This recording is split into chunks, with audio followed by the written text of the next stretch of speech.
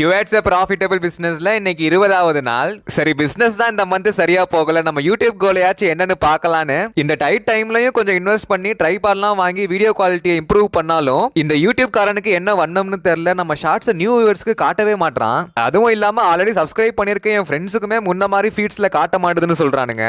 இத்தனைக்கும் engagement like எல்லாமே நல்லா இருந்தாலும் நம்ம வீடியோவை யூடியூப் புஷ் பண்ண மாட்டுது. அதுவும் இல்லாம நம்ம வீடியோவை ரெகுலரா பாக்குறவங்களே 19% பேர் தான் சப்ஸ்கிரைப் பண்ணி பாக்குறாங்க. மிச்சம் 80% மனசாட்சியே இல்லாம சப்ஸ்கிரைப் பண்ணாம பாக்குறீங்க. இப்போ நான் பண்ணுங்கன்னு சொன்னாலும் பண்ண மாட்டேன்னு தெரியும். இருந்தாலும் இதெல்லாம் என்னோட புலம்பல் தான். அண்ட் நம்ம சாஃப்ட்வேர் ப்ரோக்கு இன்னைக்கு பர்த்டே, எல்லாரும் விஷ் பண்ணிருங்க. அண்ட் அதனால இன்னைக்கு கடைக்கு லீவ் போட்டான். சரி, ஆர்டர்ஸ் கம்மியாக தான் வருதுன்னு நானே பார்த்துக்கலான்னு இறங்கிட்டேன்.